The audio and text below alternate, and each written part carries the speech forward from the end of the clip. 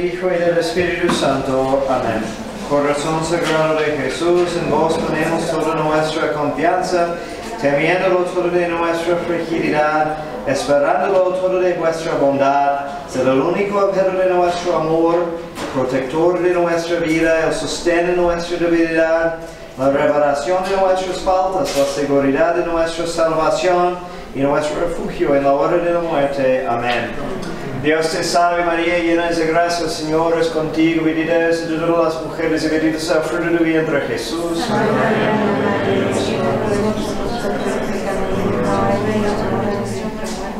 San Pedro, San Vicente y San Anastasio, en el nombre del Padre, del Hijo y del Espíritu Santo. Ok, bienvenidos. Regresando a nuestro curso sobre la tercera parte del catecismo, que es sobre la teología moral.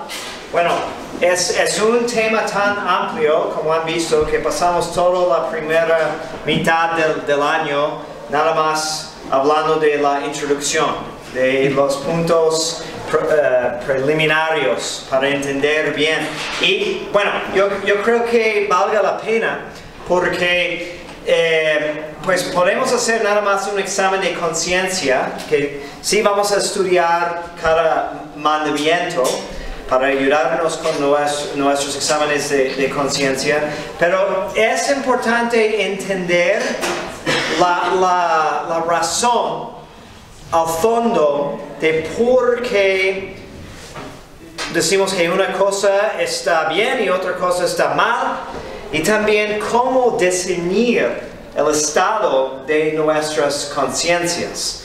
Entonces, tenemos, bueno, tal vez va a ser la última clase de introducción y luego vamos a ya empezar en los mandamientos tal cual. Pero hoy vamos a hablar de, y breve, porque cada una de estas cosas es una clase, todo un curso en sí. Pero necesitamos mencionarlas porque tienen mucho que ver con lo que vamos a decir con los mandamientos. Pero necesitamos hablar de la gracia y virtud. Okay. Entonces, gracia, bueno, como dije, un tema muy amplio. Es todo un curso en el seminario dedicado solamente a la gracia. Entonces, obviamente no vamos a decir todo sobre gracia, pero necesitamos entender algunas cosas básicas porque gracia es importantísima en hablar de la moralidad. Porque como vamos a ver, que nadie en el estado caído en que todos estamos, okay, después del pecado original, dicen los teólogos que es imposible mantenerse libre de pecados graves por mucho tiempo sin la ayuda de gracia. Okay? Y bueno, ha habido muchas controversias en la historia de teología sobre cómo funciona exactamente la gracia, y en particular la relación entre el esfuerzo humano y el esfuerzo divino, que es la gracia principalmente. ¿Okay? Entonces, cuando hablamos de gracia, podemos significar varias cosas, todas de ellas son correctas. ¿Okay? Es una benevolencia que sentimos hacia una persona que nos resulta grata. ¿Okay? Entonces, ha hallado gracia ante nosotros. También puede ser usado para designar un don gratuito que concedemos a alguien.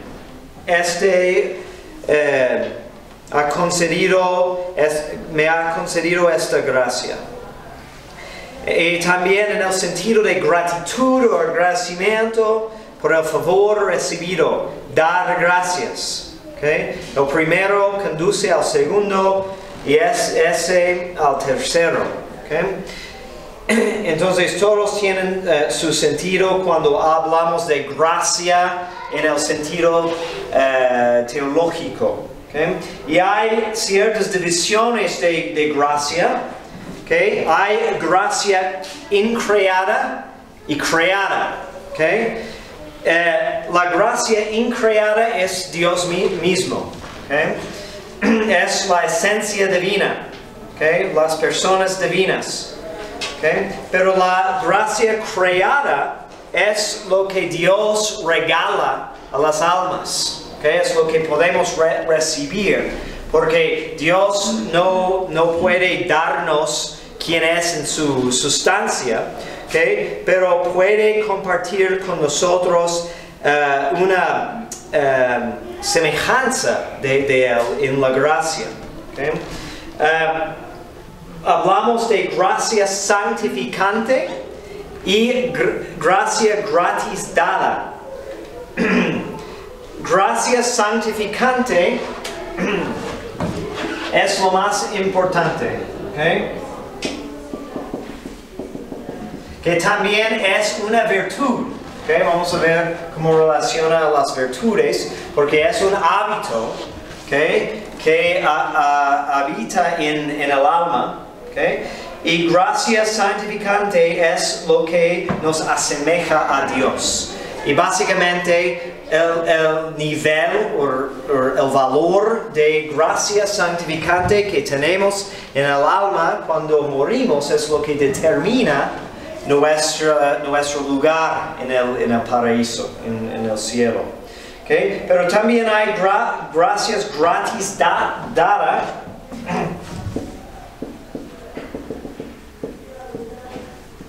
Que son para el bien de los demás. No santifica la persona que las tiene. Por ejemplo, podemos hablar de la gracia de profecía. Puede ser o de hablar en lenguas, o hacer milagros. ¿Okay? Que Dios concede a una persona esa gracia. Pero la persona que habla en lenguas puede ser un gran pecador porque esa gracia no es para su santificación, sino para la edificación y santificación de los demás. ¿Okay? Y hay gracia habitual. ¿Okay? Y actual. Habitual es un hábito, es lo que permanece en el alma. Y actual, ¿okay? es lo que recibimos en ciertas circunstancias. ¿Sí? A los dones del Espíritu Santo no se les llama también gracia gratis dada. No. ¿Por qué no sería en ese sentido una gracia? No, vamos a hablar de los dones del Espíritu Santo que son distintos porque ellos son necesarios para la santificación y perfección del individuo. Sí son, bueno, todas las gracias, por ser gracias, son gratis dadas, porque estrictamente hablando no podemos merecer el principio de gracia. Pero en esta clasificación teológica es otra cosa. ¿Okay? Santificante.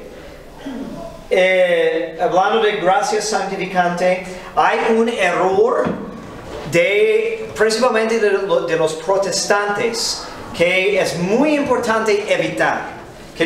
Y entendiendo este error nos ayuda a entender la importancia de todo el papel de gracia. Porque realmente muchas veces no pensamos, no meditamos suficientemente de qué tan importante es la gracia. Okay, entonces, los protestantes solían decir que gracia es una cosa extrínseca. La famosa imagen de Martín Lutero, okay, era de gracia como nieve. que nos cubre. Pero no cambia. Entonces, cuando la imagen entonces de santificación o de salvación de muchos protestantes es que la función de gracia es básicamente de hacerle una trampa a Dios, porque gracia nos cubre para que Dios no vea qué tan pecadores somos. En lugar de eso ve la imagen de Cristo, que por medio de la gracia. Pero por abajo seguimos siendo muy corrompidos. Pero esa no es doctrina católica. Creemos en gracia como algo intrínseca, que cambia la persona. Es un accidente en el alma, accidente siendo una característica que no es en la sustancia, pero que se agrega a la esencia de la cosa, la sustancia, pero que efectúa un cambio verdadero. Entonces, cuando recibes gracia, estás cambiando realmente, no solamente te estás disfrazando. ¿Ya? Ven la distinción, es muy importante. ¿Okay? Y de que gracia santificante tiene un efecto tan poderoso por la bondad de Dios, no porque lo merecemos. La otra controversia que necesitamos entender es sobre la cuestión de merecer ese principio de gracia. ¿Okay? Y fue algo que fue definido hasta cierto punto. Bueno, no vamos a entrar en todas las controversias, porque ha habido los que han querido decir que, como los, ¿cómo se dice?, pelagianos, que podemos salvarnos solos, podemos pues empezar a agarrar la gracia por esfuerzo humano, que no es cierto. Las fuerzas humanas tienen que ser activadas a través de gracia y siempre están trabajando juntos. El error al otro lado es el quietismo, que quiere decir que gracia hace todo, no tengo que hacer nada. Otra cosa que los protestantes suelen decir es que la gracia, una vez recibida, y esa gracia que es como una cobija que nos cubre, no puede ser perdida. Ellos dicen eso, una vez salvo, ya siempre salvo. Pero también la gracia santificante puede ser perdido. ¿Cómo? Pecado mortal. Muy bien. Okay.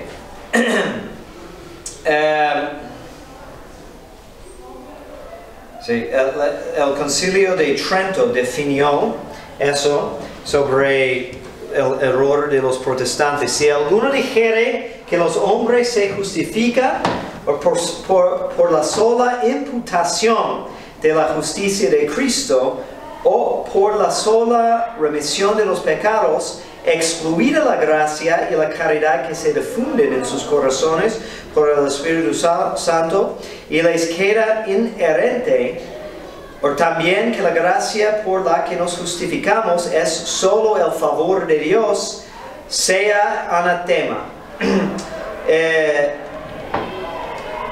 Otra cosa, gracia santificante es una participación física y formal, aunque análoga y accidental, de la naturaleza misma de Dios. ¿Okay? La gracia santificante reside en la esencia misma del alma y se distingue realmente de la caridad sobrenatural, pero siempre van conjuntos. Y la gracia santificante es superior en dignidad y valor a todas las demás realidades creadas, naturales y sobrenaturales, excepto las que pertenecen al orden hipostático. ¿Qué hace la gracia? La gracia nos hace acreedores a la gloria eterna. La gracia nos hace hermanos de Cristo y coheredores con Él. La gracia nos hace templos vivos de la Santísima Trinidad y la gracia nos da la vida sobrenatural.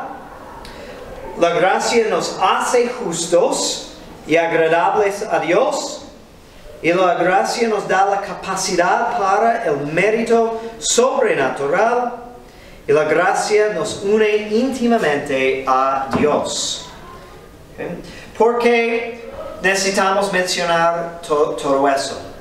Pues porque cuando hablamos de moralidad, de teología moral, tiene su lado positivo y negativo. Muchos se burlan de nuestra fe diciendo que la moralidad es nada más una lista de todo lo que no puedes hacer. Pero necesitamos también pensar en el lado bueno, positivo. Porque una vez estando en gracia, cuando cumplimos con los mandamientos, cuando hacemos lo que debemos de hacer, cuando evitamos el pecado, vamos creciendo en gracia. Y realmente nuestro juicio no va a ser simplemente pues ver la lista de cuántas cosas has hecho, sino cuánta gracia has acumulado. Qué intenso, más bien, porque no podemos dar número, no hay cantidad de gracia realmente. Crece en intensidad y extensión. ¿Okay?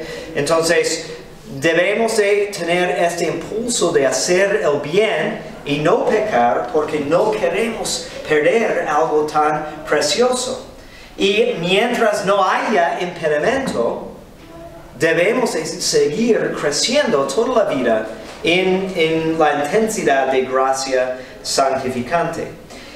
Y por el otro lado, ¿okay? Gracia santificante es habitual, porque reside en el alma como hábito. Gracia actual tiene mucha influencia en cómo hacemos nuestras decisiones sobre la moralidad.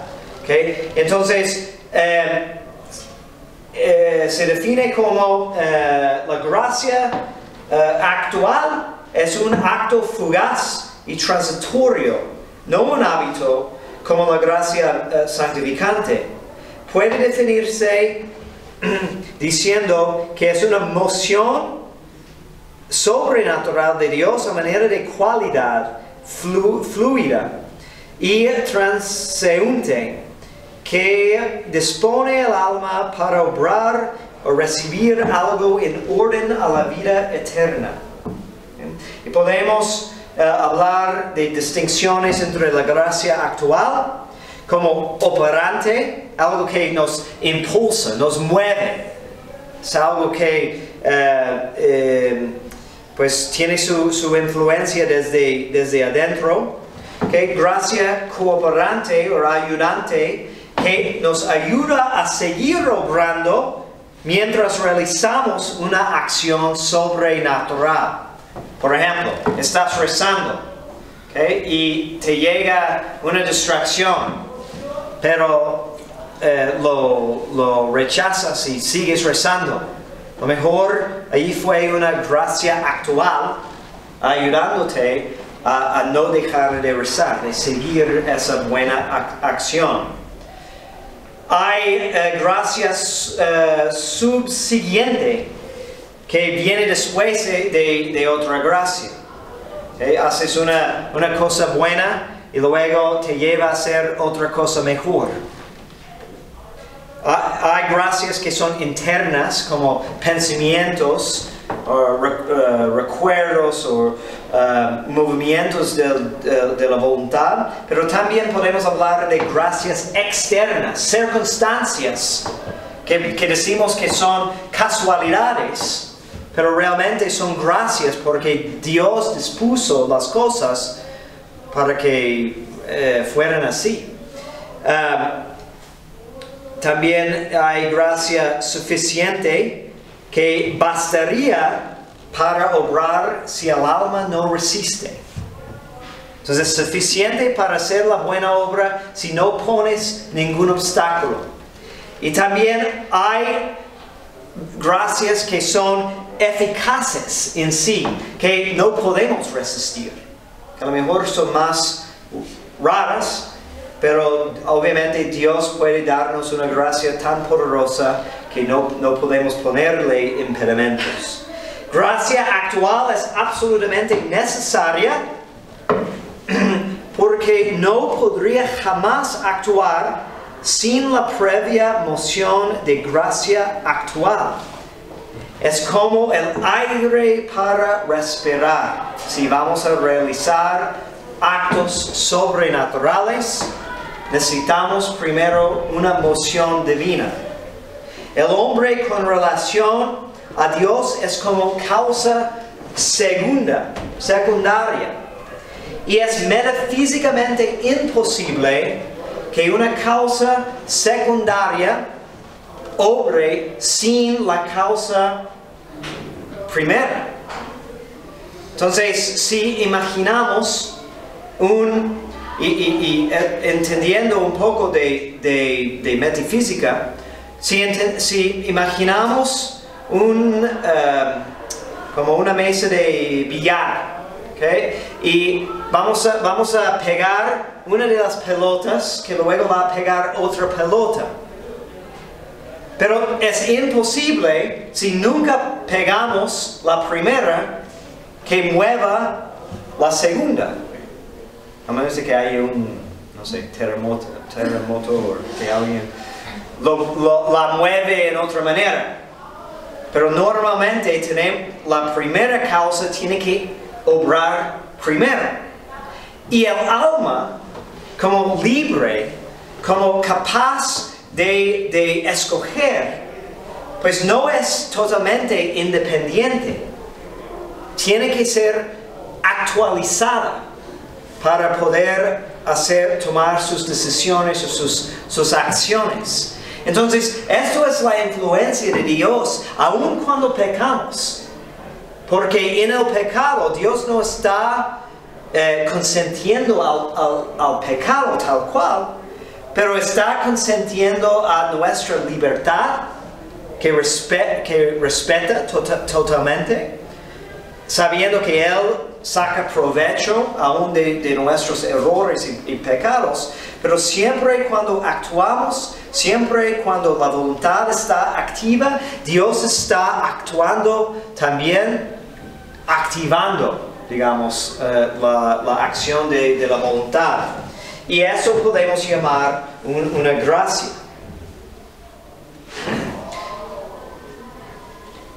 ¿Por qué es importante considerar eso? Pues a veces solemos decir, ¿no?, que no pude resistir esa tentación. No pude cumplir con eso.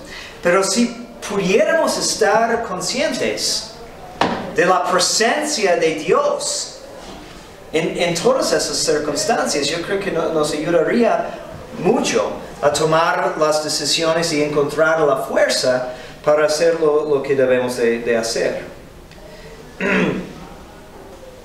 Okay, unos principios. Cualquier hombre puede, bajo la moción general de Dios, que se le debe por la providencia común, realizar con sus solas fuerzas naturales, sin ayuda de la gracia, algunas obras naturalmente buenas. Entonces sí podemos hacer algo bueno, naturalmente hablando, sin gracia. Pero el hombre caído no puede, sin auxilio de la gracia, guardar colectivamente y por largo tiempo todos los preceptos de la ley natural. Tal vez por un rato puedes cumplir con uno u otro, pero es imposible sin la ayuda de gracia cumplir con toda la ley natural. Eso excluye la ley positiva de Dios, pero solamente lo que es natural, de no robar, no matar, por ejemplo. Sin gracia es imposible. El hombre caído no puede con solas sus fuerzas naturales, merecer la gracia. No podemos elevarnos del nivel natural al nivel sobrenatural si Dios no nos da la primer impulso. Y esto creo que lo hemos mencionado. No podemos perseverar en la gracia no podemos merecer la perseverancia en la gracia. Tampoco podemos merecer una restauración a la gracia. Otra cosa que nos ayuda en tomar nuestras decisiones morales es que una vez cayendo en pecado mortal, perdiendo la gracia, totalmente, gratuitamente regalada, no podemos, es una tontería decir, ahora peco y mañana confieso. Podemos decir, si Dios quiere, me voy a confesar. Pero no hay garantía de que nos va a dar esa gracia de regresar a la gracia santificante. De hecho, San Alfonso Ligurio dice de que en su meditación sobre la muerte, dice que debemos de meditar de vez en cuando de que la providencia de Dios desde la eternidad ha establecido el número de veces que nos va a conceder esa gracia de conversión. Es la gracia que hemos recibido. Si nos vamos a confesar y recibimos la absolución es porque hemos recibido una gracia, pero una gracia no merecida. Dice, ha establecido desde la eternidad el número de veces. Y quién sabe, nadie sabe cuánto es ese número. Pero quién sabe si esta vez es la última, o la última vez fue la última. Y ahora no me va a tocar la oportunidad de confesar. Tan gratuita es la gracia. Bien, el hombre caído no puede impetrar la gracia con una oración puramente natural, sin ayuda de la gracia actual. Así vemos como la gracia es constantemente ayudándonos. Aun cuando pedimos gracia, gracia nos está ayudando a pedirla. El movimiento inicial hacia la fe procede ya de la gracia, y el hombre no podría producirlo jamás con sus solas fuerzas naturales. Esto hemos comentado en otras pláticas, creo, sobre evangelización y cuando decimos, es que mi hijo ha dejado de practicar la fe, ¿qué puedo hacer? Pues sí, debes de platicar con él, debes de buscar el momento, pero lo que es más necesario es la oración, pidiendo el favor de Dios, porque la gracia es lo que produce la fe. La previa moción de la gracia se requiere indispensablemente para todo acto saludable, o sea, para todo acto relacionado con la salvación del alma. El hombre ya justificado y en posesión de todos los hábitos sobrenaturales necesita todavía el previo empuje de la gracia actual para realizar actos sobrenaturales. El justo no puede perseverar largo tiempo en el estado de gracia, sobre todo hasta el fin de su vida, sin un auxilio especial de Dios, una gracia. El justo, por muy perfecto y santo que sea, no puede evitar durante toda su vida todos los pecados veniales sin un especial privilegio de Dios. Dios ofrece a todos los justos las gracias próximas o remotamente suficientes para que puedan resistir las tentaciones y cumplir los preceptos de Dios y de la iglesia. Qué interesante. Jesús nos ha dicho, tenemos que ser perfectos, como nuestro Padre es perfecto. Y si nos lo manda, es alcanzable. Pero no solo con la ayuda de Dios. Pero en cada momento, si pensamos en el largo plazo, pues nos enfadamos, es muy difícil. Pero en cada momento, las gracias para cumplir están disponibles. También Dios ofrece, dice, Dios, esos son puntos definidos que estoy leyendo. Todos los pecadores, aun a los endurecidos y obstinados, ofrece Dios misericordiosamente los auxilios suficientes para poder arrepentirse de sus pecados. También Dios ofrece a todos los infieles, salvajes, paganos, etc., la gracia próxima o remotamente suficientes para que puedan convertirse a la fe. Fíjense que dice infieles negativos. ¿Qué es eso? Que es alguien que no ha positivamente rechazado la fe. Entonces, hay gracia para que se arrepiente, pero una vez apartándonos totalmente de la fe, no hay garantía de que vamos a tener esa gracia de conversión. Y Dios no niega jamás la gracia habitual o santificante al que hace lo que puede para alcanzarla con la gracia actual. Bueno. Padre, ¿la gracia que reciben esas personas infieles negativas es también gracia santificante o es No, para sus hijos? es gracia actual. Porque la gracia actual prepara el camino para que cuando se convierten reciben la gracia actual, santificante. ¿Y la gracia actual podría ser suficiente para su salvación? En el sentido de que es suficiente, hay suficientes gracias actuales para que abran sus corazones a recibir la gracia santificante. Solo gracia santificante es suficiente para salvación. Ninguna cantidad de gracias actuales basta para salvarse. Porque son mociones fugaces. Son de un momento y se van. Mientras la gracia santificante es un hábito que habita en el alma y se queda.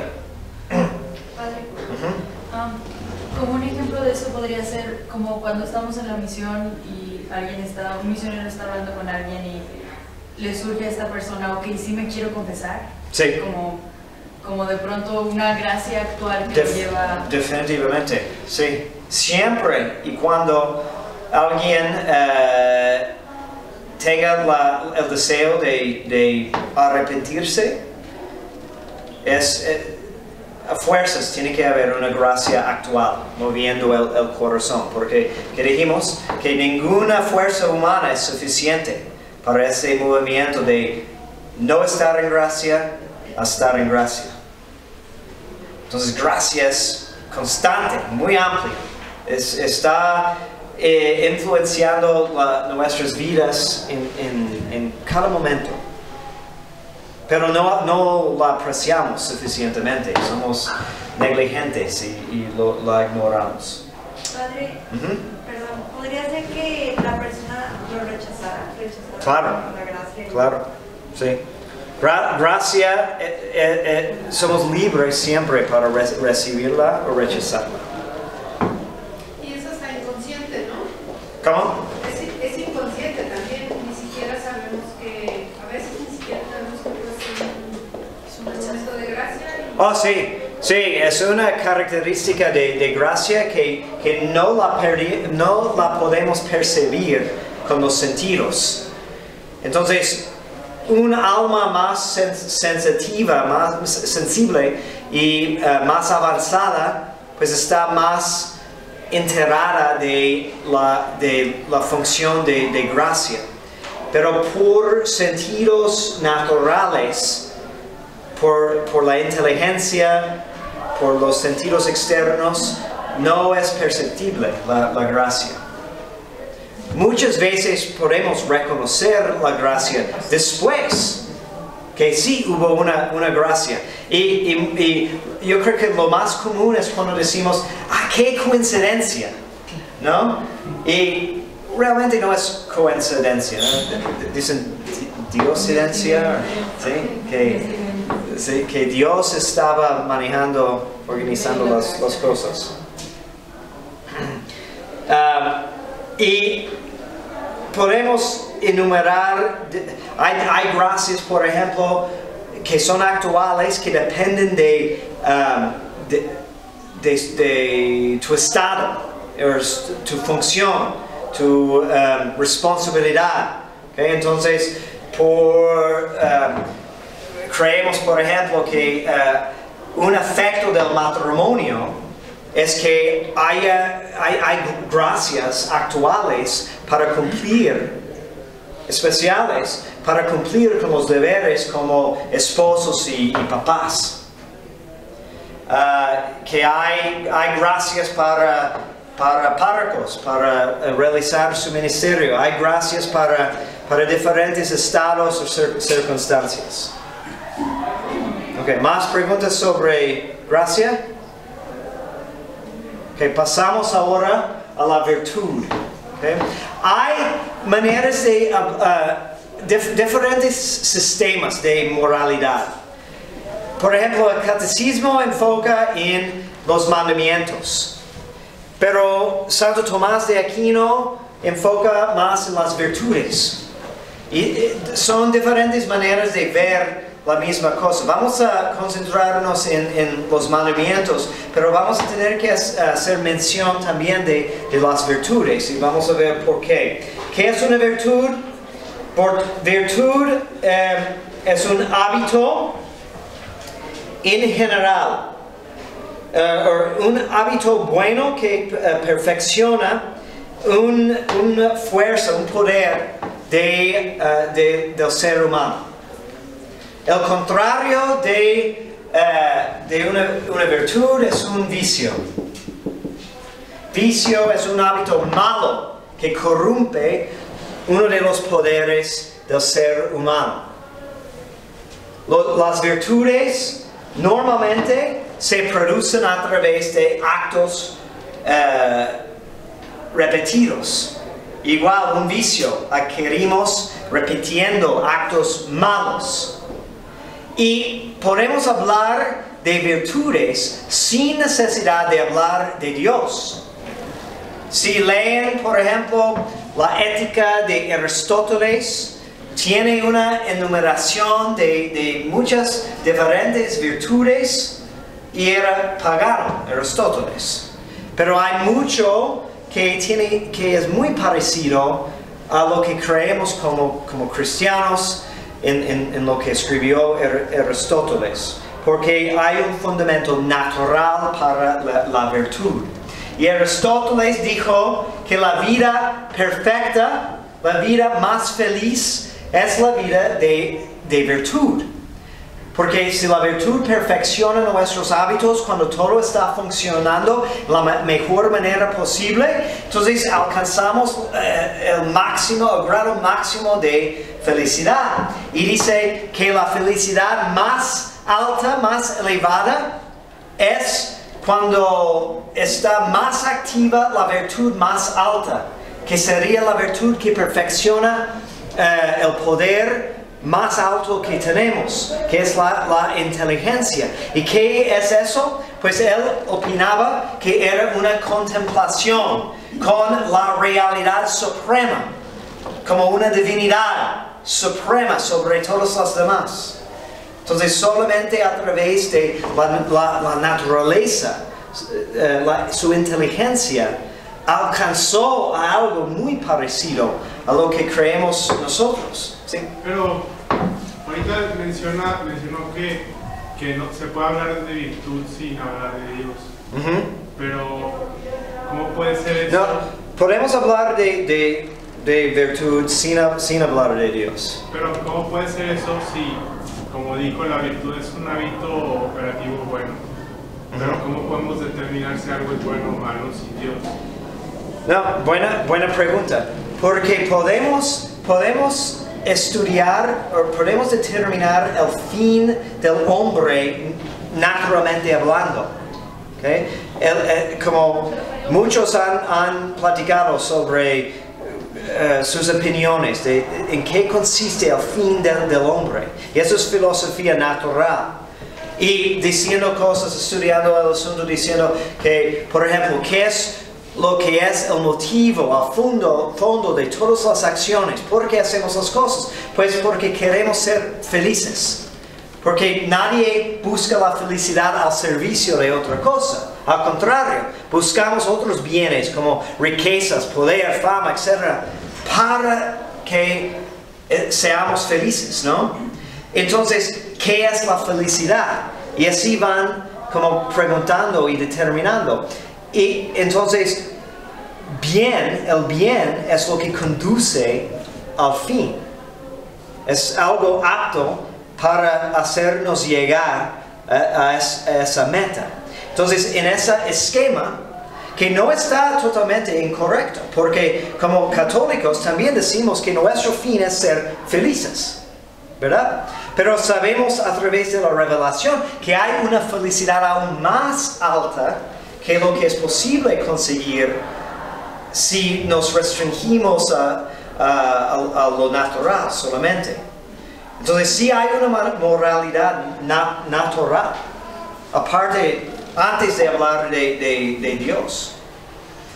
Pero, bueno, es que esa felicidad podría, o resulta a veces ser muy aparente en este mundo, ¿no? Sí. O sea, por ejemplo, alguien podría decir, basándose en ese contexto, que si mi felicidad está en tener muchos placeres carnales, pues entonces lo virtuoso será buscar todo, hacer todo para conseguir ese placer carnal, porque para mí eso es la felicidad, entonces eso será la virtud para mí. Sí, y hay algunos sistemas de moralidad que opinan eso, y es como utilitarianismo, que cada persona determina lo que es su fin.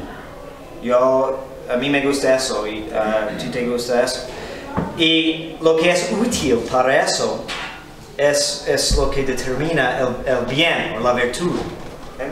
Aunque muchas veces en esos sistemas ya dejan de usar la palabra virtud porque suena como lo clásico que quieren rechazar. Pero la diferencia es que aún en Aristóteles dice que el fin del hombre no puede ser subjetivo, porque hay una naturaleza humana. Entonces tenemos que determinar lo que es el bien para todos los hombres, independientemente de lo que opina uno u otro. Entonces, sí, podemos desviar en esa manera, pero si estudiamos el asunto bien, vamos a ver que realmente buscar solamente el placer no nos lleva a una felicidad. ¿Por qué? Porque el placer muchas veces se convierte en un dolor. Empezamos a comer nieve, pero si comemos de más, el placer de comerla convierte en dolor de estómago. Entonces es un placer falso. Y Aristóteles dice que la felicidad verdadera tiene que ser algo que pues nadie puede quitarnos, ¿no? Que es perdurable. Tiene una lista de características. Entonces la ética de Aristóteles es muy interesante para ver cuánto podemos saber antes de empezar a hablar de Dios, que también es muy útil cuando discutimos con personas que no creen en Dios. Porque yo diría que probablemente 90% de la moralidad que tenemos es natural. Vamos a ver qué añade lo sobrenatural. Porque, por ejemplo, hablando de virtudes, hay una lista larguísima de virtudes morales naturales. Pero cada una de ellas tiene una virtud infusa que corresponde. Y eso es algo que está añadido a la virtud natural para darle otro motivo. Entonces, puedes tener fortaleza, ¿okay? Y al nivel natural. Y tenemos muchos ejemplos, ¿no? de soldados que han mostrado mucha fortaleza sin tener la fe, sin ser buenas personas teológicamente hablando. Pero la fortaleza infusa, que también es una virtud cardinal, añade otro aspecto.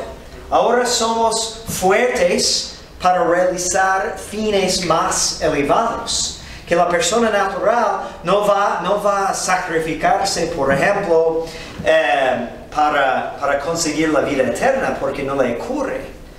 Pero cuando ya empieza a ser infusa, que viene de Dios, tiene otro motivo.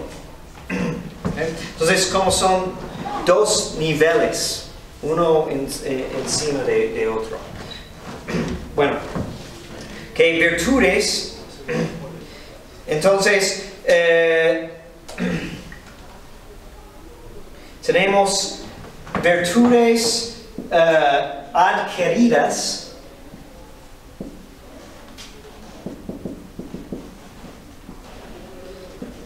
tenemos virtudes infusas, y luego por encima de esos tenemos también dones y frutos del Espíritu Santo y las bienaventuranzas.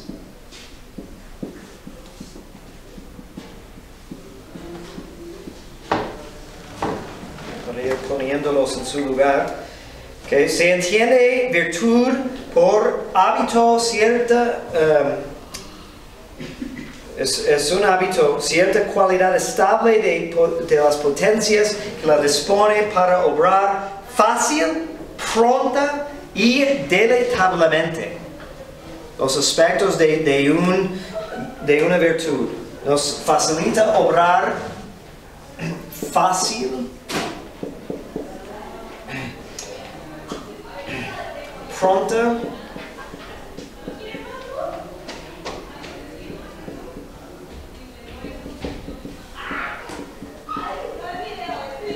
es interesante considerar también esta última característica, porque muchas veces por virtud, al comienzo de la virtud, pues hacemos las cosas porque sabemos que debemos de hacerlos, pero no hay nada que nos gusta de hacerlo, pero nos forzamos, ¿sí?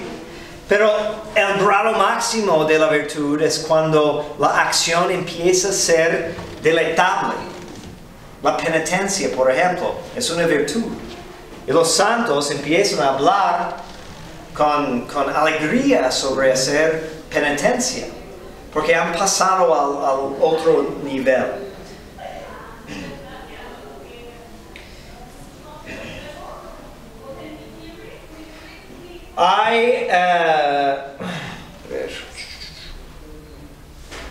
Que la virtud puede estar como por naturaleza. Hay ciertas virtudes que son naturales. Por ejemplo, los primeros principios. Por ejemplo, buscar el bien y evitar el mal. Es un principio que está en nosotros como hábito. O de la lógica. Por eso podemos tener una ciencia de lógica, porque esos principios son tan básicos que están en nosotros naturalmente como un hábito. O también como algo orgánico. Hablamos de ciertas propensiones para ser sí o tal.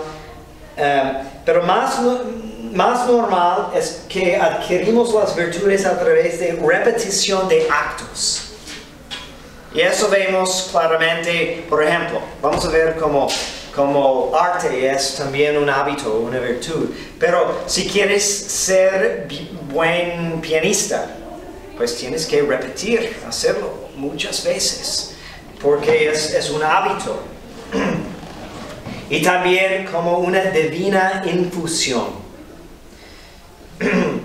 Las virtudes adquiridas aumentan por ejercicio.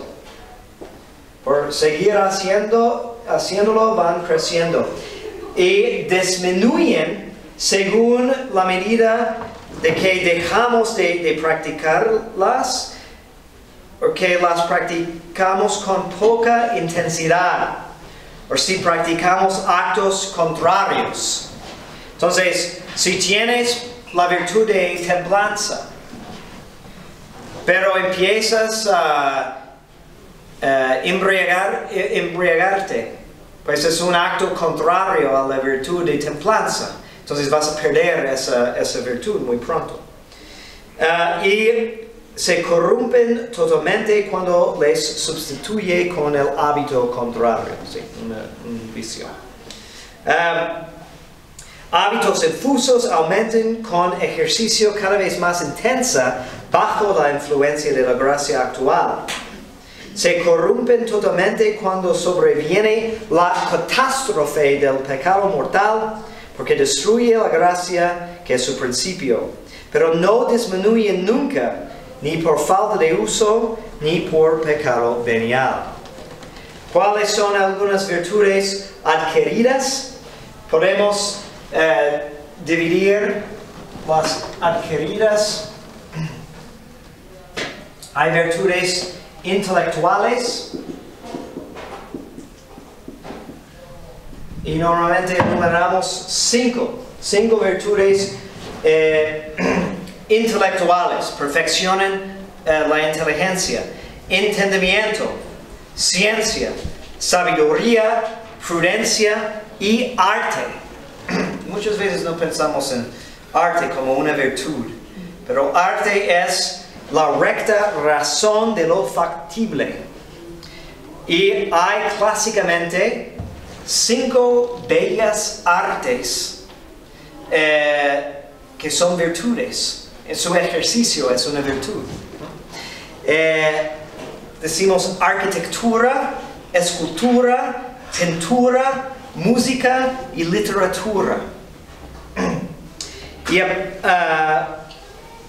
Pero esas virtudes son un poco distintas porque es posible que alguien tiene una virtud en la inteligencia, pero que no sea buena persona, porque la bondad de la persona es más ubicada en la función de su voluntad. Tiene que obrar bien. Entonces es posible que alguien sea excelente artista, porque tenga mucha ciencia, pero sea muy mala persona. Y hay virtudes morales, que son muchas. Los principales son las cardinales, que son prudencia, justicia, fortaleza y templanza. Y las demás son las derivadas, que como giran alrededor de esas virtudes cardinales. De hecho, se llaman cardinales así porque son como el centro de muchas otras. Y las divisiones son muy interesantes. Si lees, por ejemplo, la Suma Teología de Santo Tomás, su exposición es muy hermosa. De toda la ciencia, o más bien la arte, de la vida de virtud, como una virtud relaciona a otra, porque hablamos, por ejemplo, de partes integrales y partes sujetas, que es la virtud y luego aplicada a un cierto aspecto de la vida y cómo se relaciona. Y no todas las virtudes son iguales, ni de las morales. La virtud moral más importante, ¿cuál sería? ¿Qué opinan? Prudencia. Prudencia, muy bien. La prudencia, porque es la reina de las virtudes, porque manda a todas las demás. Entonces, prudencia está por encima, porque es la virtud que determina cómo y cuándo practicamos cada otra virtud. Y después viene justicia y pues también en las partes de cada virtud hay una orden. Por ejemplo, la parte de justicia más importante, ¿cuál sería? ¿Una idea? Religión, ¿okay? Porque justicia es la virtud que determina cómo rendimos a cada quien lo que le debemos. Y cuando hablamos de obligaciones y deberes, pues no hay mayor deber que el que tenemos hacia Dios, ¿okay? Pues creo que allí es buen punto para terminar, que vamos a decir algunas cosas más sobre las virtudes, en particular sobre las teologales, y les prometo que la próxima vez sí vamos a empezar los mandamientos. Okay. Gloria al Padre, y al Hijo, y al Espíritu Santo. María, Madre de Gracia, Madre de Misericordia. Y benedicción omnipotentis, Patris et Filii et Spiritus Sancti, descenda super vos et mania semper. Amén. Gracias, Padre. Gracias, buenas noches. Avisos. Tenemos este libro, el Magisterio de la Iglesia Denzinger, a la venta. ¿Cuánto cuesta? No sé. 3,000 y No es tan barato, pero es una excelente referencia. También estamos empezando el 9 de febrero, los sábados de 9 a 11, 5 sábados, un curso intensivo de confirmación, que es para los que son mayores de la edad normal de confirmación, pero si tienes un conocido que no ha sido confirmado, pues van a ser 10 horas de clase intensa para confirmación. ¿A partir de cuándo, padre? El 9 de febrero, 5 sábados seguidos.